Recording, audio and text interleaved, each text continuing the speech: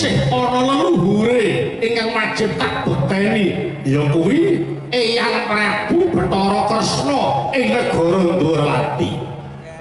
Mula dina iki aku arep budal marang negara Ndrawati, aku arep ngaturake sungkem pangabekti marang Kanjeng Hyang Prabu Kresna.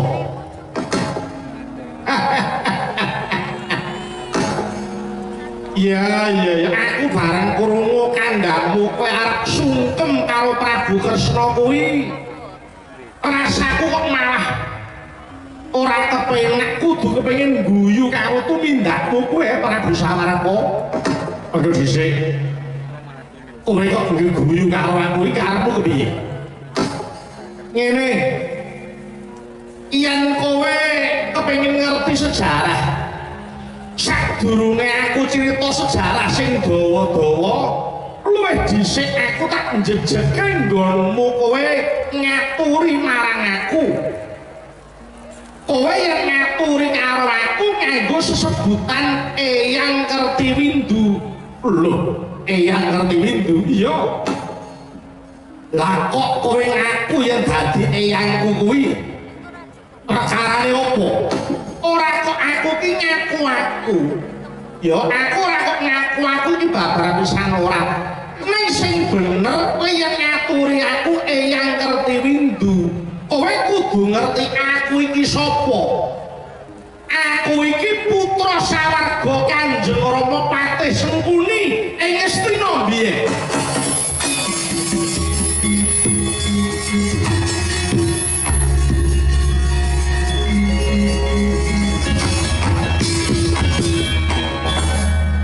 Oh, Paduka Eyang Kertiwindu putranipun Eyang Patih Sengkuni Ngastina. Ya, aku iki putrane Kanjeng Rama Sengkuni Pepatih Ngastina biyen. Waduh, nyuwun pangapunten Eyang, menawi kula nungkak krama mboten basa kaliyan Paduka ora apa-apa. Wong jenenge ora ngerti iki ora apa-apa, sing jenenge ora ngerti iki ora dosa. Nah iki lho. Piye? Iki wis arepene gejala-gejala sing ora apik. Anak Sengkuni tekan kene iki terus arep ngopo? Kok aja suudon sik ya ta. Aja berprasangka buruk sik ngono. Aja terus nek anake Sengkuni iki terus elek durung mesti ngono. Ya ta, durung mesti. Bapakne elek, anake urung karuan elek. Mula kowe iki aja duwe pikiran sing ora bener sik. Nyuwun pangapunten Eyang Kertiwindu. Kula malah babar pisan nyuwun katerangan anggen Paduka nyecenges kaliyan kula, anggen kula badhe sungkem wonten negari Ndrawati. Ngene Prabu Sawaraka, aku tak ngandani kowe. Nanging kowe kudu ngerti, yen to uripe Kertiwindu kuwi aku ora seneng kandha sing goroh. Aku ora seneng ngapus-apus. Sing tak kandhake iki mung apa anane. Liripun kados pundi? Upama kowe arep ngaturake sungkem kelawan Prabu Kresna sing tak anggap mbahmu, monggo ora apa-apa. Ning kowe kudu ngerti sejarah sing saktenane, sing nganti dina iki mung ditutup-tutupi, ora ening sing padha wani walaka nyandhakake sing opanane tumrap sejarah kula negara Raju Tresna iki. Rai wonten kepareng Paduka Eyang, kepareng kula nyuwun dawuh. Sejatosipun kula kaliyan Eyang Prabu Kresna menika kados pundi? Ngene. Bener. Yen to kowe kuwi anake Prabu Boma Narakasura. Prabu Boma kuwi anak Prabu Kresna. Kuwi pancen bener. Nang kowe kudu ngerti. sing satenane sing ngukir jiwa ragamu kuwi dudu Prabu Boma. Kowe iki mung anak pek-pekan, kowe iki mung anak kupon. Ngerti? Lho. Kok mekaten? Iya. Narendra Surateleng biyen ya negara Trajutrisna iki jenenge biyen Surateleng negaramu iki. Mekaten. Kuwi ana ratu jenenge Prabu Bomantara. Prabu Bomantara. Iya. Prabu Bomantara bakal mbedah kayangan Suralaya. Nalika semana para dewa ora ana sing bisa menang karo Prabu Bomantara. Mula banjur kongkonan utawa golek serayan jenenge Bambang Sitijo. Bambang Sitijo kuwi wong tuamu sakwise dadi ratu jenenge Prabu Boma Narakasura. Bambang Sitijo magot minangka dadi jagoning dewa tetandingan kelawan Prabu Bomantara. Satemah Prabu Bomantara tumekaning pati. Sakpatine Prabu Bomantara ninggal bayi ya kowe kuwi. Prabu Boma limbang ana jroning batin. Prabu Bomantara mati ninggal anak isih bayi. Iki apik arep dikapake, arep dipateni apa ora? Rasane Prabu Boma isih sangga rugi jroning ati, banjur ditraju ki tegese ditimbang. Prabu Boma Narakasura nimbang karo atine, yen tak pateni mesake mergo iki isih bayi, nek yen urip mongko iki anake musuh.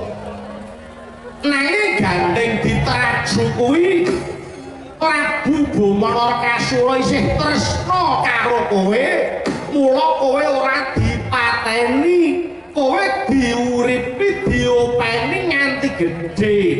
Kanggo tenger yen Prabu Boma Narakasura tresna karo kowe, negara iki dijenengke Traju Tresna. Mergo Traju utawa nimbang katresnane marang Bayambang ya kowe kuwi.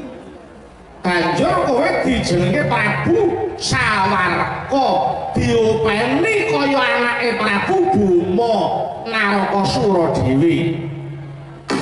Kuwi sesaya gedhe Prabu Boma Narakasura banjur ayun-ayunan yudha karo wong tuane ya kuwi Prabu Kresna. Nalika mbiyen ana perang gedhe sinebut Gojali Suta. Gojali ki wong tuwa, Suta kuwi anak. Perange wong tuwa karo bapak ya kuwi wong tuane Prabu Kresna musuh karo anake Prabu Boma Narakasura. Satemah Prabu Boma tumekaning pati. Wis saiki coba candhakana. Apa kowe ya isih ana trah Dwarawati? Mergo kowe iki mung anak angkat, kowe anake Prabu Bomantara sing dipateni Boma. Lah kok kowe arep sungkem karo Kresna kuwi ketemu pirang perkara. Pikiran kuwi.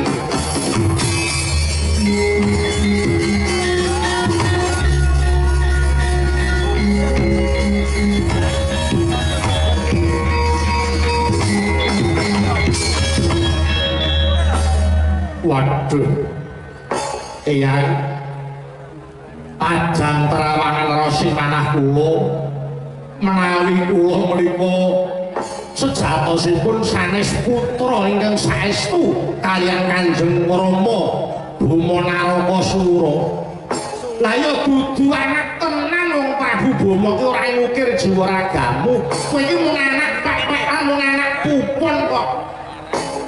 Mula kowe ora sanggadak dina kudu sungkem karo Prabu Kresna. Nang kepara tak kandhani. Dina iki lelakonku ora beda karo kowe. Aku ditinggal wong tuaku kuwi jalaran saka kejeming perang Baratayuda Jaya Binangun. Antarane Pandhawa karo Kurawa. Nganti aku dadi bocah sing kelangan wong tuwa. Kuwi jalaran saka kawengisane Pandhawa. Pandhawa ki kondang becik. Nek ya mung lelamisan wae sejatine wong sing ngungkul-ungkuli. Buktine kaya lelakonku iki. Kanjeng Rama Patih Sengkuni mati siya karo sing jenenge Werkodara. Sambung rapote Pandhawa karo Kresna kuwi kena tak ibaratake jaran karo kusir. Jarane Pandhawa 5 kusire Kresna. Mula Prabu Salaka tak kandhani. Yen kowe dadi aku aja dadak wis nyembah karo Kresna. Kresna kae mungsuhmu, klebu Pandhawa kae mungsuhmu. Tak jaluk, ayo. Aku ewang-ewangono, manunggalake kekuatan. Lha aku kepengin balekake kamardikan negara Mestina. Tak rebut saka tangane Pandhawa. Oh, makaten. Iya. Ora sah kowe dadak mikir sungkem marang Prabu Kresna. Dina iki kowe manuta karo aku.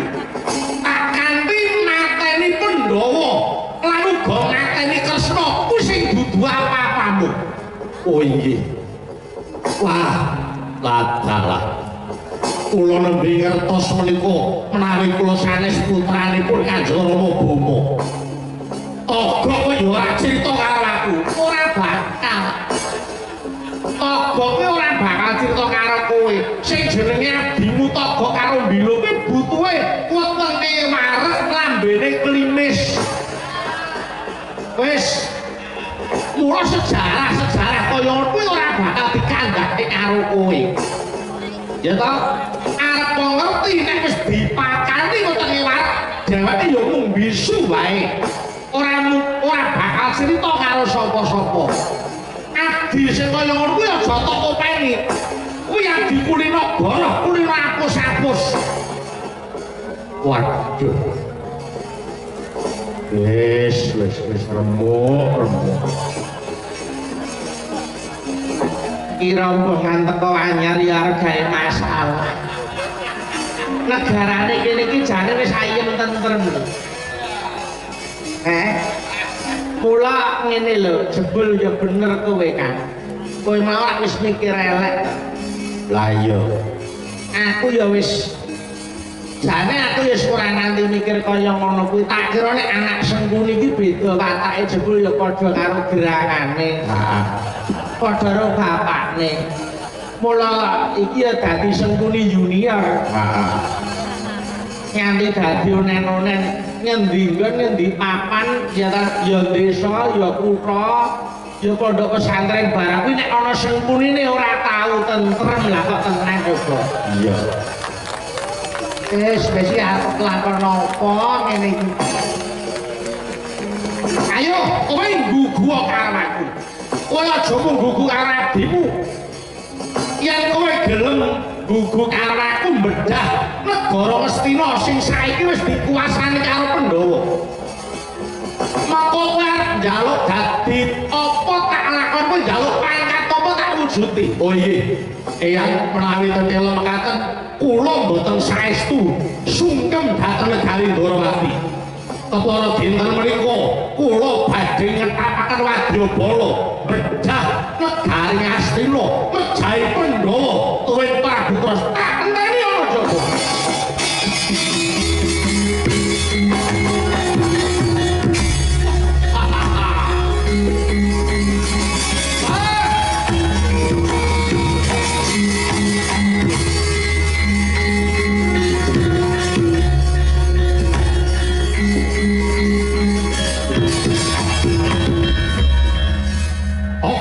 Nggih.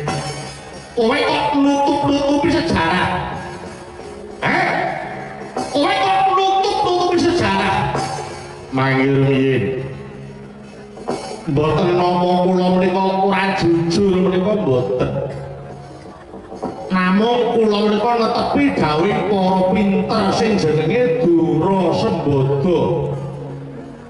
Durasembada niku apus-apus ning kanggo kabecikan upamane negari Surateleng mriki negari Trajutresna dibedah dening mungsuh maka mungsuhe goleki paduka sinuwun takon kalih kula ratumu nang endi kok jane kula ngerti ning kula ngapusi etok-etok ora ngerti jalaran kula nyelametke paduka sinuwun niku jenenge Durasembada ngapusi ning kanggo sing kabecikan ngaten mila kula boten matur kaliyan paduka jalaran sejarah sing wis rampung ya wis ora usah diunggah-unggah maneh bakune ora nglalekke marang sejarah sing apik sejarah sing apik ayo dibacukke sejarah sing ala ayo padha ditinggalake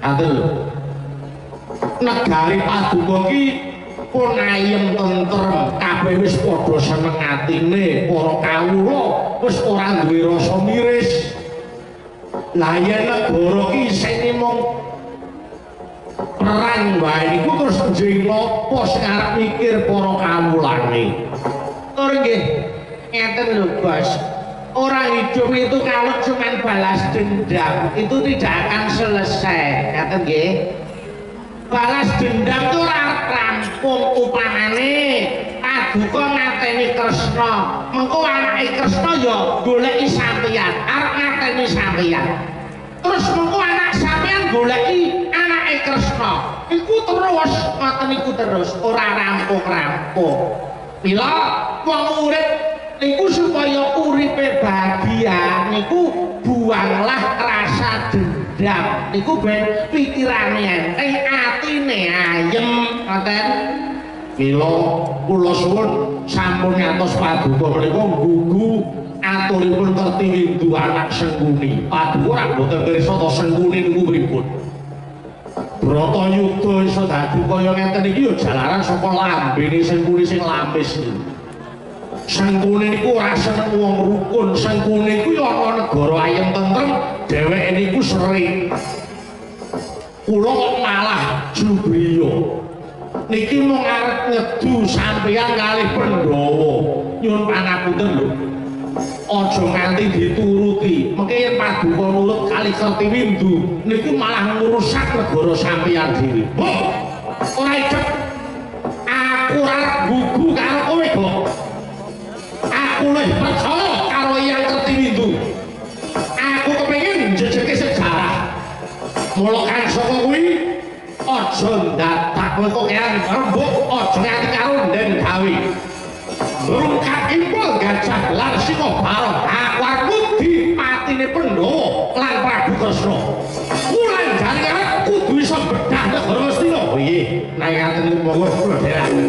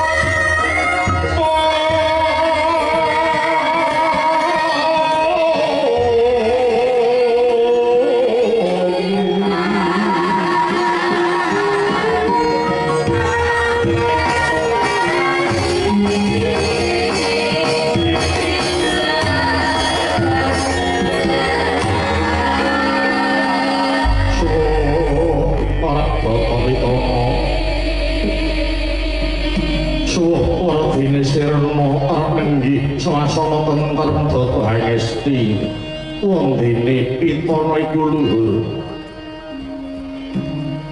sirna kang mahanani jagat tentrem lamun kita hangesti marang luhuring budaya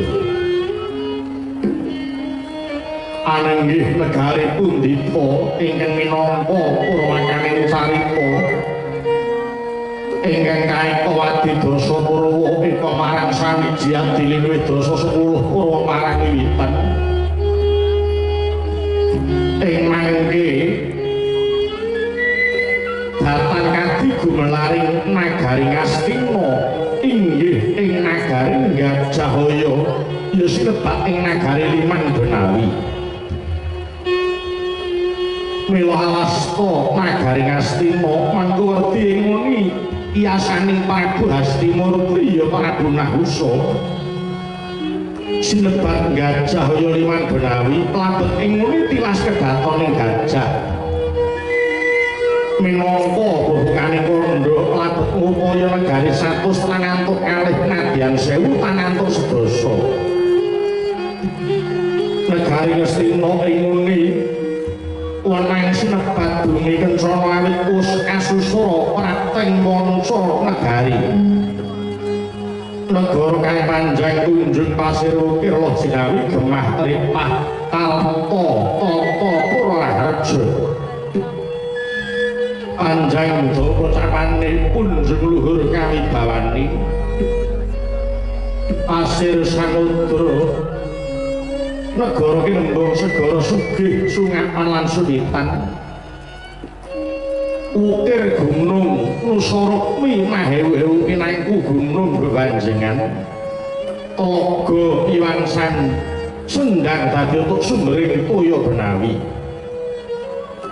loh tulus kang sarwa tinandur bumi subur pasiten mawur apa kang tinandur sempulur kang sinebar kababar gemah dadiya temara rajaning praja dumugining desa ngadesa minggahing paledèn lan pagunungan tarta mangko werdi ayem tentrem nikmat pupangat satata nitya tata racak para warga samya sembada gesangira cukup ing buga wastra wisma lan kesarasan sarta kamulyan lan kahabagyaning keluarga Raharja tebih ing marang muka labet para bintara kang padha manggul sanjata tulus prasetya setya ing jalma sarta ngetepi marang sumpahing prajurit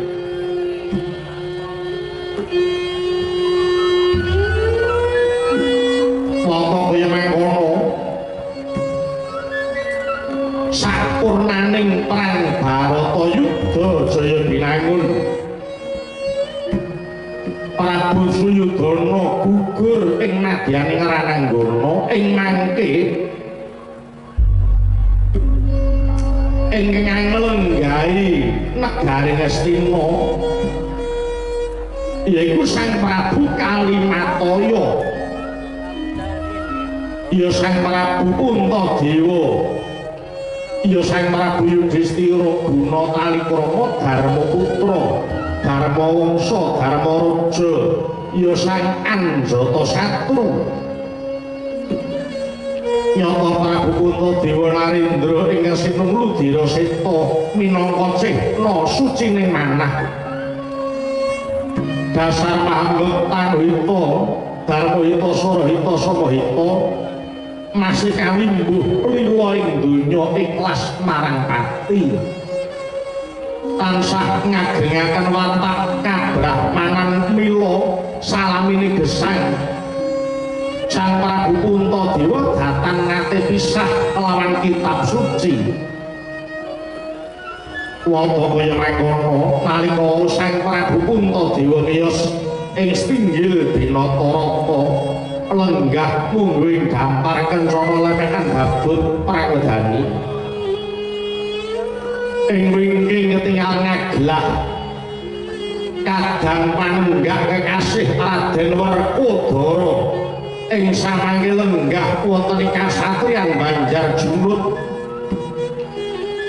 angkantun sinebut Narendra Mandharaka Prabu Nakula Prabu Sadewa anggetosi palengganing Sang Prabu Salya ingkang wis gugur ing Baratayuda minangka panukas sing paseban nenggih patih tambah ganggeng ing wingking handir para prajurit ingkang sami gantung sebo Datan Mantara dangu nampi dhateng Prapanira Narendra Mandura Prabu Baladewa minggah wonten ing Sitihinggil negari Ngastina mangkana Sang Prabu Puntadewa sigra angacarani dhateng ingkang katemben prati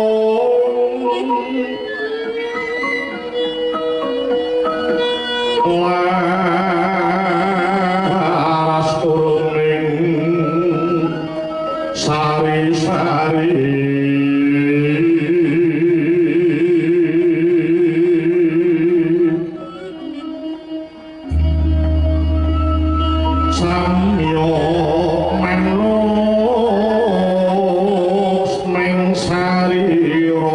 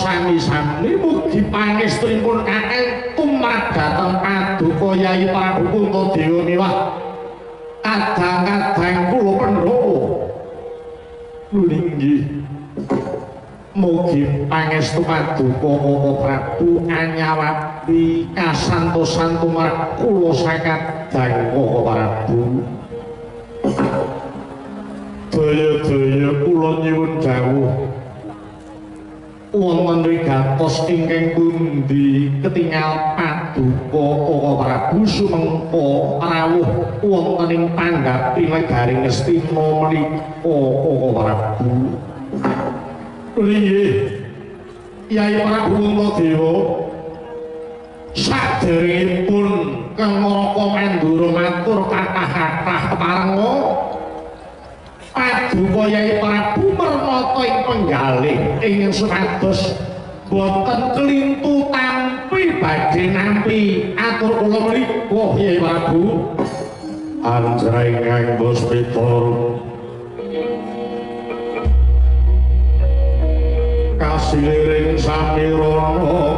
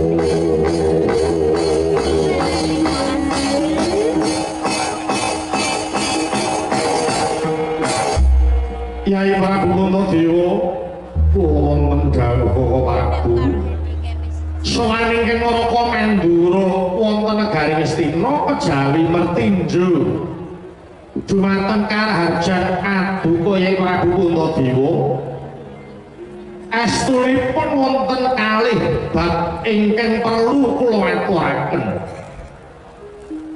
ingkang sepisan inggih kula nderek mangayu bagya anggenipun para Pandhawa sampun saged netepaken dhateng wayah kula pun parikesit ingkang badhe nglajengaken dumantos palenggan Narendra wonten Negaring Ngastina menika Yai awit paduka Yai Prabu ngrumaosi sampun titiwanci lengser keprabon tumunten badhe ngadeg Brahmana. Nuwun sewu Yai Antadewa, ambok bilih dipun kemarengaken kula badhe nyuwun katerangan perkawis menapa Prabu. Nuwun sewu para kadang Pandhawa menika milih parikesit menika mawi dasar menapa? Inggih Prabu pramila kula sakadang milih wayah kula parikesit minangka dados Narendra mawi tetimbangan kodrat tuwin wiradat inggih liripun dos pundi Yai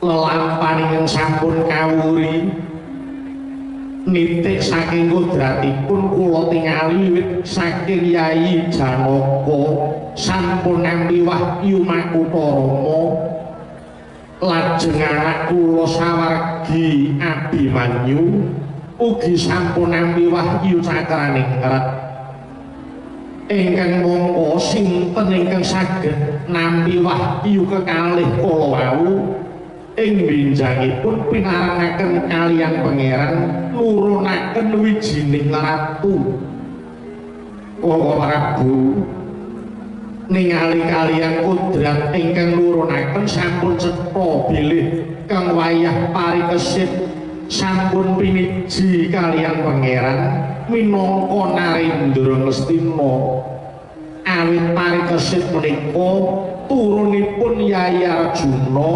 anakipun Yoga Kulawadi Manyu Koko Prabu.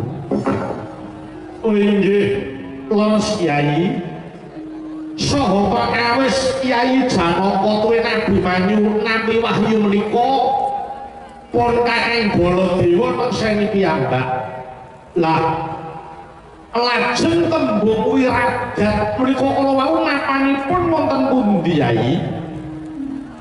Koko Prabu nalika perang Baratayuda Jaya binangun jagat sampun nekseni kados menapa Yayi Janaka anggenipun natahaken jiwa raganipun kangge merdikaaken negari Ngamarta tuwin wetahing para Pandhawa.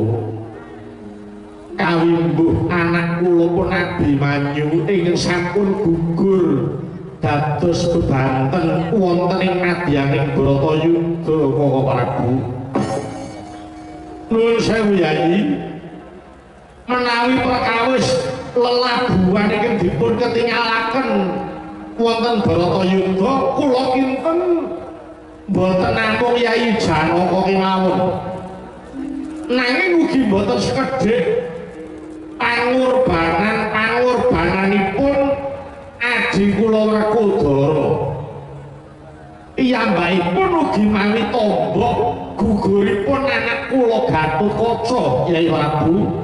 Ora iya ngono ta Werkodara? Iya. Bener sing dadi ature Baladewa kakangku. Nanging kepiye Di? Tak jaluk yen kowe nyawang ing bab lelabuhan nalika Baratayuda aja disawang saka pancer wong tuwa lanang wae. Ning uga deloken saka pancer wong tuwa wadon. Karepmu kepiye? Parikesit kuwi anak Abimanyu karo eyang mantu Utari. Monggo eyang mantu Utari kuwi putra kakek Matswapati ing Wirata. Nalika Baratayuda biyen sing karagati eyang Matswapati awimbuh isih dibuhi nyawane anak-anake eyang Seta, eyang Utara, eyang Wiratsangka. Kuwi nggon tombok jiwa raga Baladewa kakangku. Wiwit eyang Seta nganti eyang Utara Wiratsangka nganti mudhune para wadya Balawirata nalika Baratayuda akeh sing padha gugur. Kuwi nglilake uripe kanggo jayaning para Pandhawa. Yen bab nggon tombok tak kira ora mung Hyang Prabu Matswapati wae. Semoga pamanmu Prabu Drupada ing negara Pancala kuwi ya ngragati Baratayuda Werkodara. Paman Drupada uga tombok jiwa raga nganti gugur ana ing paperangan. Sinusul adhiku Suwargi Yayi Tresna Jumena lan Yayi Warasrikandi Werkodara. Baladewa kakangku. Kepiye Di? Panimbange Pandhawa ora mung mandheg teka kakek Matswapati wae. Nanging uga nimbang bab lelabuhane Kresna kakangku. Dheweke rina wengi tansah pamrih jayaning para Pandhawa. Mongko Kresna kakangku wis sedulure tuwa Sembadra anak-anak Abimanyu. yen si Adi milih Parikesit kok kanthi dasar kuwi mau tak kira kuwi ora gathuk ya pengrasaku ora trep sabab apa awet Kyai Prabu Kresna wiwit biyen wis sumpah dheweke selawase urip ora bakal pisah karo Pandhawa. Kyai Kresna wis aguh dadi pujangganing Pandhawa, mulih Pandhawa menang Bratayuda. Dadi nalika Bratayuda Kyai Kresna mung budidaya mulih menanging Pandhawa wis lumrah. Kuwi wis trep Werkudara.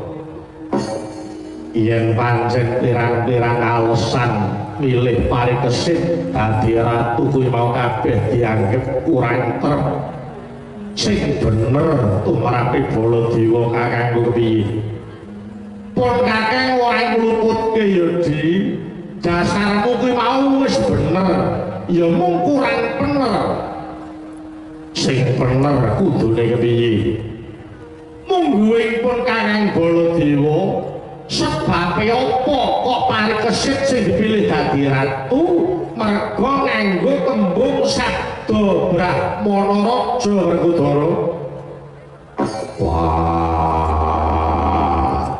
kok enteng temen bobote ing atase Bratayuda direwangi Andirpati mung ditimbang nganggo tembung sabda Brahmana Raja. Monggo dhisik Kyai Werkudara, kowe iki yen urip ana alam donya, wong urip ana alam donya kok ora bisa netepi tembung sabda Brahmana Raja. Uripe ora bakal kajen Werkudara. Arep kepiye? Yen selawas urip kowe nganggep enteng marang tembung sabda Brahmana Raja. Banjur besok kapan kowe dadi wong utama, Di? Lugune si Adi sakadang kuwi nindakake perang Bratayuda kuwi ya mung nindakake sabda Brahmana Raja netepi tembung sing wis kewetu Yai. Ning sajake kowe ora krasa, saiki pikiren coba. Kok riwani kowe perang gegepuran sebab apa? Apa mu butuh ngerebut negara, apa mu butuh ngerebut anguwasa, apa mu butuh rebutan bana donya. Ora dudu to? Dudu. Ing atase Pandhawa wani perang nganti dadi paten-patenan karo sedulur kuwi ora mung perkara rebutan kamukten lair sing ora suwe lan ora langgeng. Ya, kamukten lair kuwi ora suwe lan ora langgeng. Lah nek perangmu mung rebutan bana donya, lah kok epeh temen tumindakmu kuwi.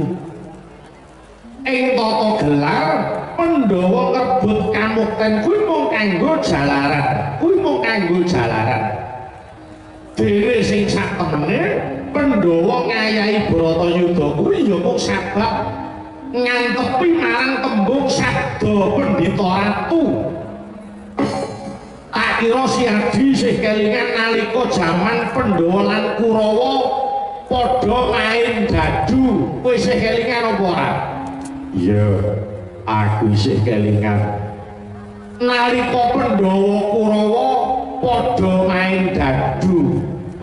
Ana perjanjian sapa sing kalah main dadu kudu nglakoni paukuman suwene 12 taun ndelik ana jroning alas kawimbuh setahun ndelik ana negara sing gedhe. Nanging ora kena konangan dening Kurawa. Yen nganti konangan kudu baleni hukuman kuwi mau saka ngarep meneh. Iya. Nalika semono Pandhawa digawe kalah. Ora kalah lho ya, ora kalah. Ning Pandhawa digawe kalah karo Bandar Dadu, ya kuwi Patih Sengguni. Nalika semono Pandhawa Pandhawa kalah. Pandhawa wis kalah netepi sing dadi surasaning perjanjen. Pandhawa kudu lunga saka negara Ngamarta suwene 12 taun ana jero alas wis dilakoni. Kawin mbuh delik ana negara gedhe suwene setahun ya wis dilakoni. Lah surasaning perjanjen yen wis nglakoni paukuman 12 taun eneng alas setahun ana jerone negara, Yai Prabu Duryudana biyen janji yen Pandhawa lulus nglakoni paukuman negara Ngamarta arep dibalekke meneh karo Pandhawa.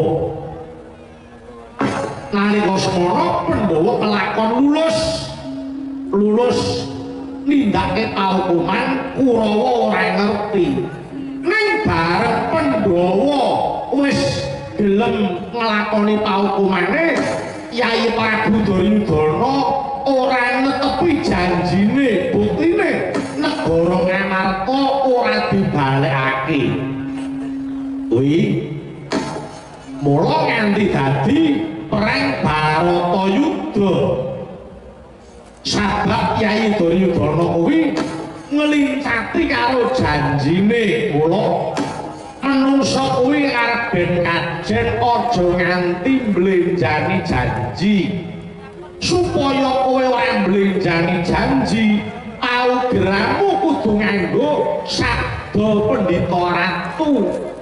Sing jenenge pendhita, sing jenenge ratu, sing jenenge ulama. Yen ngendika sepisan kudu dadi ora kena wola-wali. Ya, ora kena wola-wali. Mengko yen ora iso digugu, ora bakal kajen uripe lan ora bakal wibawa uripe Yai. Kuwi sing sepisan. Ingkang kaping pindho sabda Brahmana Raja nalika rampung Baratayuda barengi laire putuku Parikesit.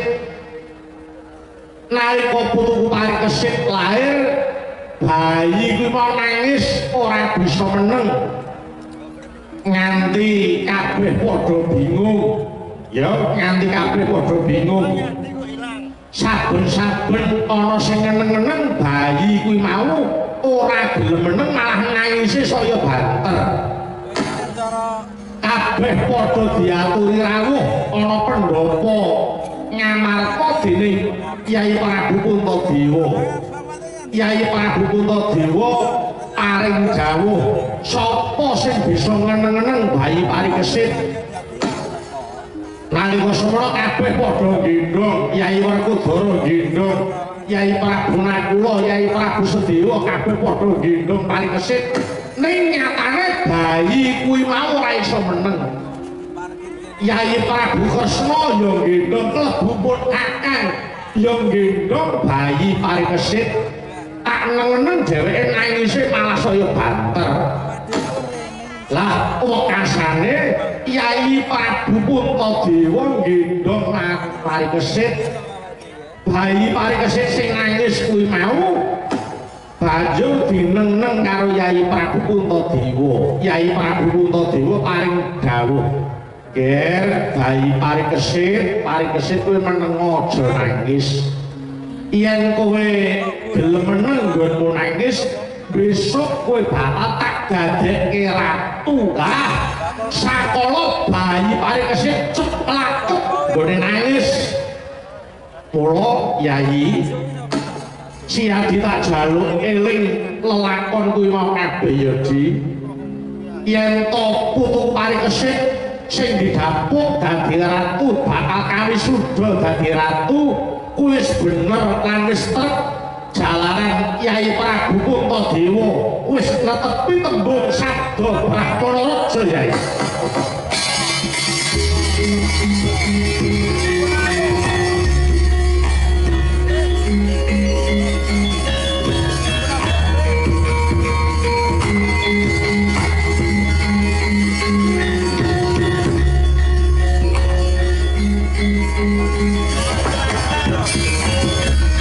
Indriya mangu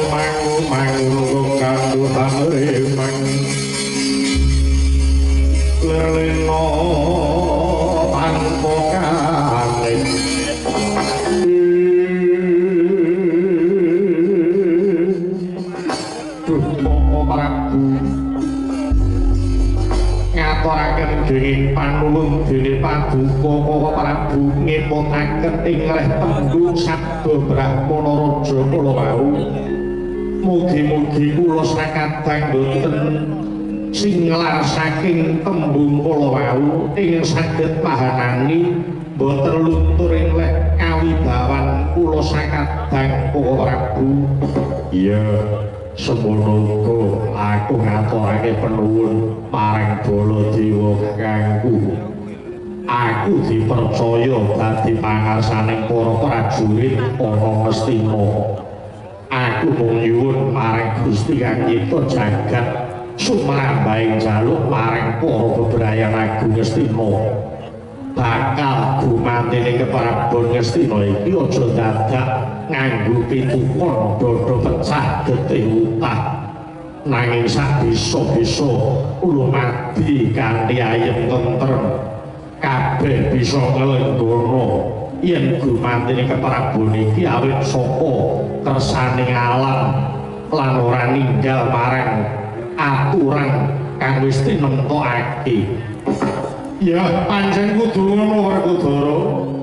Kuwi tegese Yai Prabu Puntadewa ya wis netepi tembung sabda Brahmana Raja. Ora ngelak marang kelungguhan, ora ngelak marang kadonyan, ora kemarangsang kemrungsung marang kelungguhan Ratu Werkudara. Iya. Nanging Koko Prabu kados pundi Yai? Dinten menika putu kula karikesit kisah saking negari Ngastina ingkang tanpa pamit. Lho, putu kula parikesit kisah. Inggih Koko Prabu. Iya. Kepara dina iki Janaka wis goleki ndhisiki goleki parikesit lungane ana ngendi nganti sayane durung bali. Waduh, Yai Prabu, menawi tetelo mekatut lelampahan menika sami kaliyan ing badhe kula aturaken. Mugi handadosna kawulingan Koko Prabu. Dinten menika Yai Prabu Ndrawati, Yai Prabu Kresna ugi kisah saking Ndrawati ingkang tanpa pamit Yai Prabu. Oh, mekaten Koko Prabu inggih. Ndadosaken bingunging para nayaka Ndrawati Yai Prabu. Banjur prayogane kudu kepiye? Monggo sesuk-esuk plataking srengenge wisudan ratu kudu ditindakake. Yen nganti parikesit ora ndang bali apa bakale wurung wisudan ratu. Yai Prabu Puntadewa, Yai Werkudara, kula wonten dawuh. Iya, menapa? Menawi ditala mekaten dinten menika daya-daya para komandura badhe nyuwun pamit. Kula badhe nyuwun pamit ngupadi putu kula parikesit ngantos sak pinanggihipun Yai Prabu. Kula boten badhe wangsul menawi dereng pinanggih kalian putu kula parikesit Yai Prabu. Kagiat risang kaberan Renanggul kinembit gambit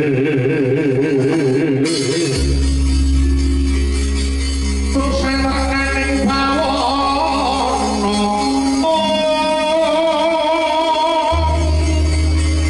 Ya si tukang malang hati Ya si tukang mesring ya Ya si tukang duduk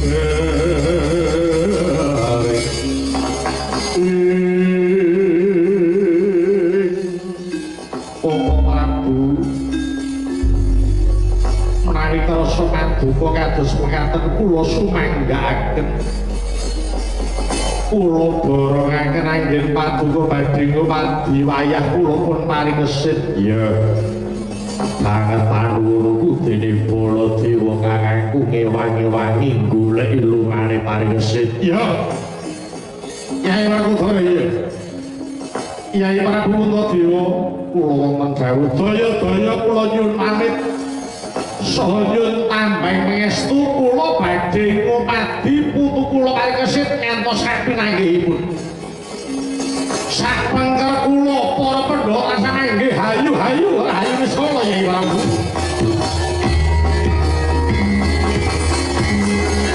ya langit lingkang wangi wanak mantap puncak tino neraka koneng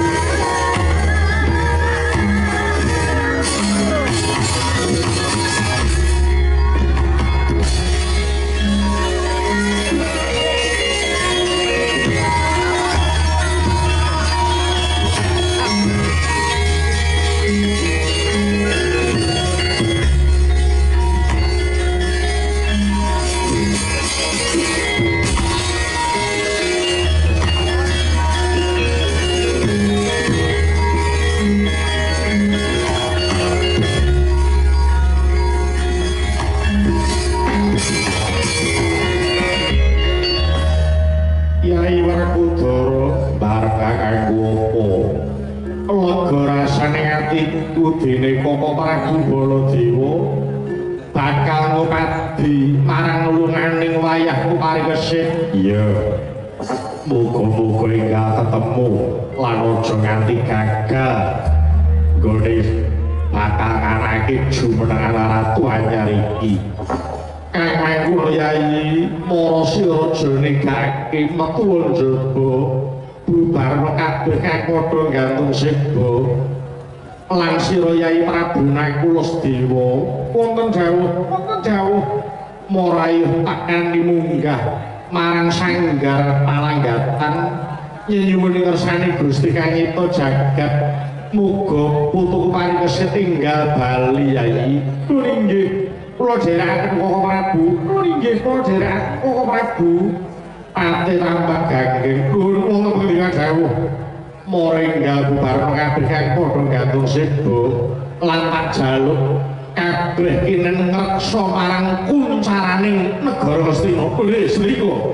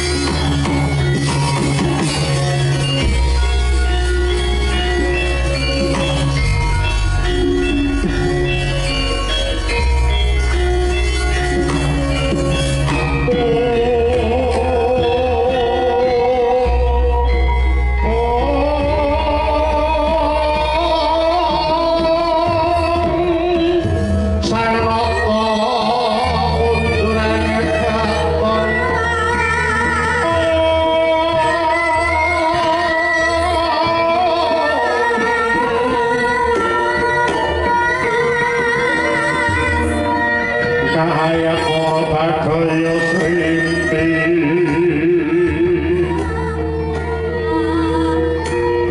samya ngamilu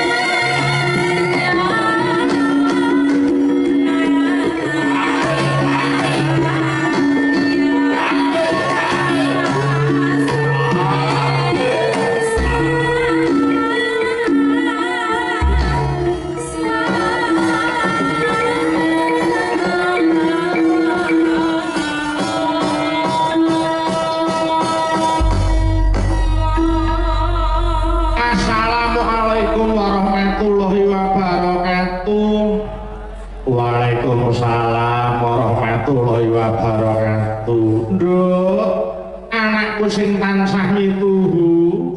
Ana dawuh ngapa yung sampeyan nimbali anakmu aku? Unjuk syukur ngersane Gusti kang nyipta jagat ya nggih, dene wis paring pirang-pirang kanikmatan. Wujude nikmat sehat, nikmat sempat, nikmat iman satemah bisa tetunggalan. Mapan ana lapangan hijau pondok modern Darussalam Gontor kampus pusat ana ing Desa Gontor Kecamatan Larak Kabupaten Ponorogo nggih. Alhamdulillah yung awake dhewe sakanca bisa silaturahim kelawan para punden sing lenggah ana pondok modern Darussalam Gontor.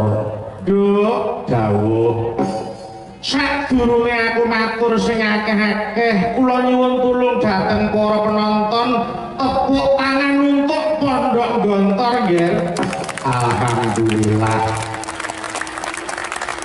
Rumangsa bombong kawan bungah nduk dene aku karo kowe tinimbalan pepundhenku nyaning Bapak Kyai Haji Hasan Abdullah Sahal Nggih, selaku pimpinan pondok lan kabeh para pepundhenku separeng lenggah ana kene.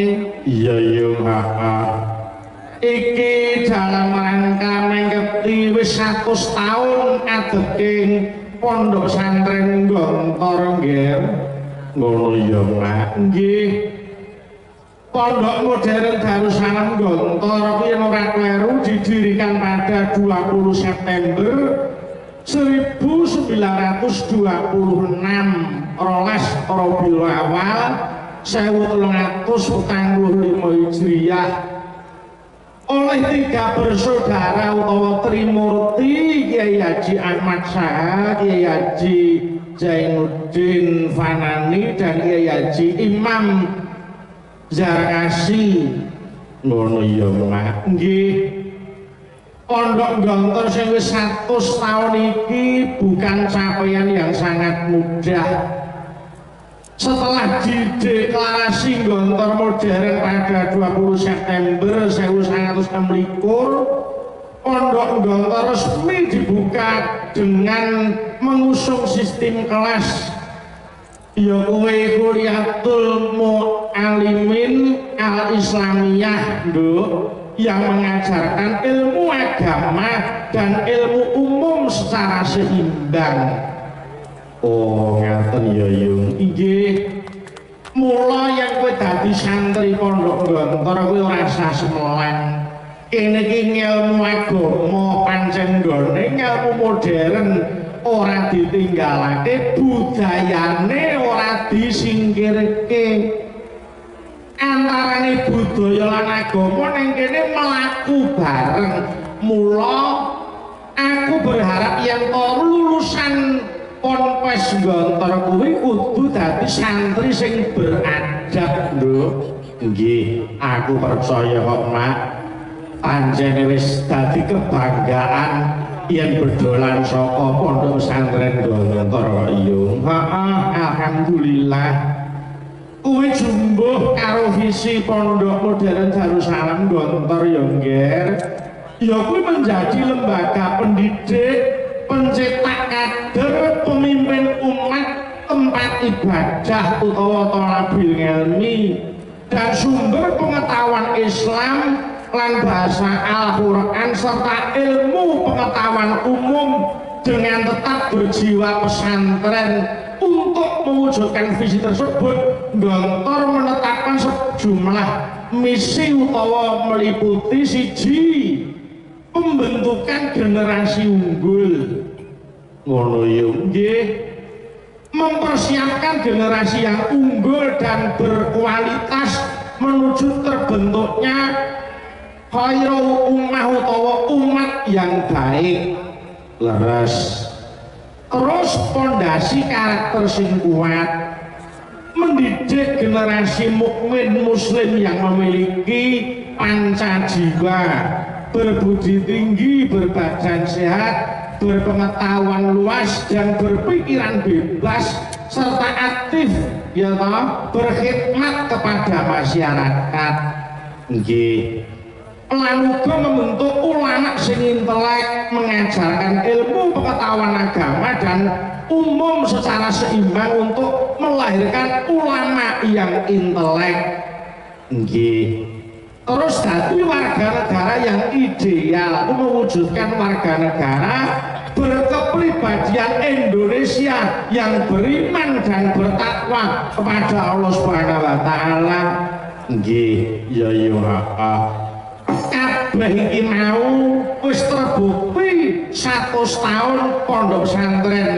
Darussalam Gontor ini nggih ya muga-muga jroning pengetan 100 tahun iki Gontor ke depan lebih maju lebih baik tetap beragama berbudaya dan beradab ya mak bener nggih mula nduk ayo kowe karo aku sowan ana kene ora liya mung kejaba ya kuwi nyambung marang talining silaturahim nggih mangkono mak nggih iki kanggo mengeti 100 tahun pondok pesantren Darussalam Gontor sadurunge ngaturake lelagon sing warna-warna ayo kowe tak kanthi ngaturake lelagon himne kanggo Gontor nduk oh himne Gontor heeh ning dicoba diiringi nganggo gamelan ya nggih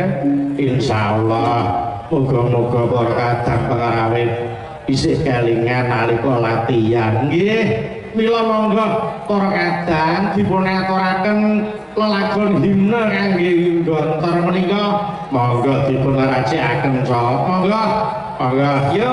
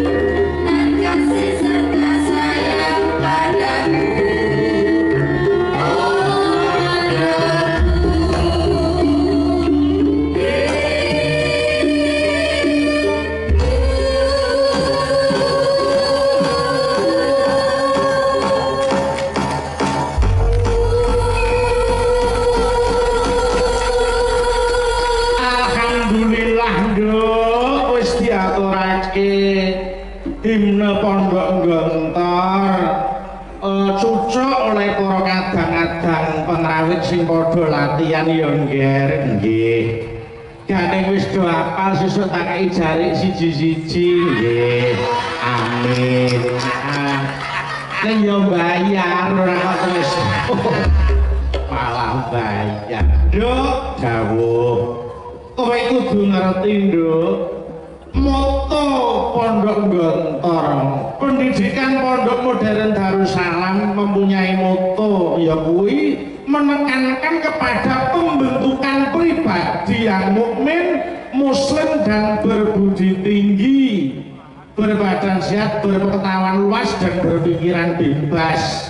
Lah tujuane Pancajiwa ki apa wae? Pancajiwa kuwi siji keikhlasan, loro kesederhanaan, kaping telu berdikari, kaping papat ukhuwah Islamiyah, kaping lima jiwa bebas.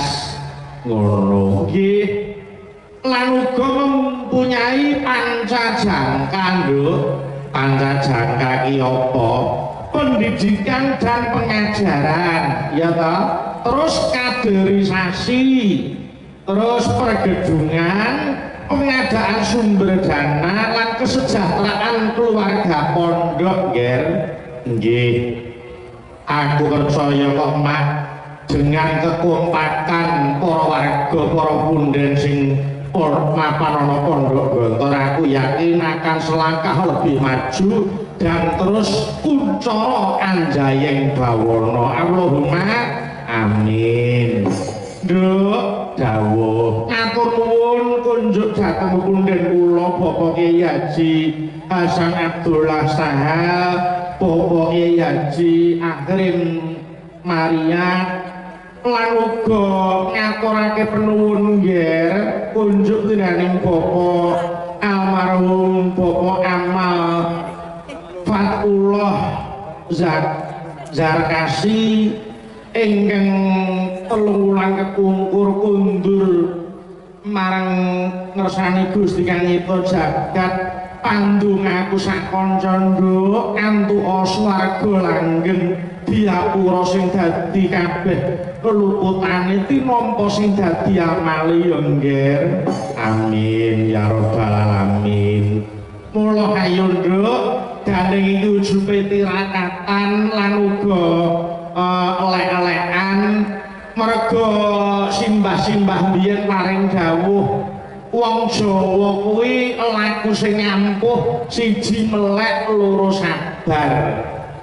Melek kuat ditambahi tahajud dasare atine sabar ing kono dadi mustikaning laku ngger.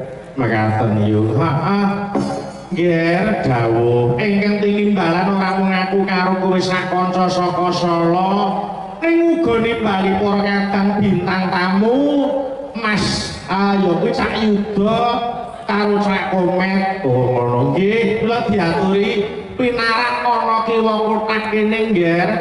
Kula nyuwun tulung Malik Slendro Mas Penggender. Nggih Malik Slendro biyen. Monggo metok Mas Yuda Mas Komet. Allahumma sholli wa sallim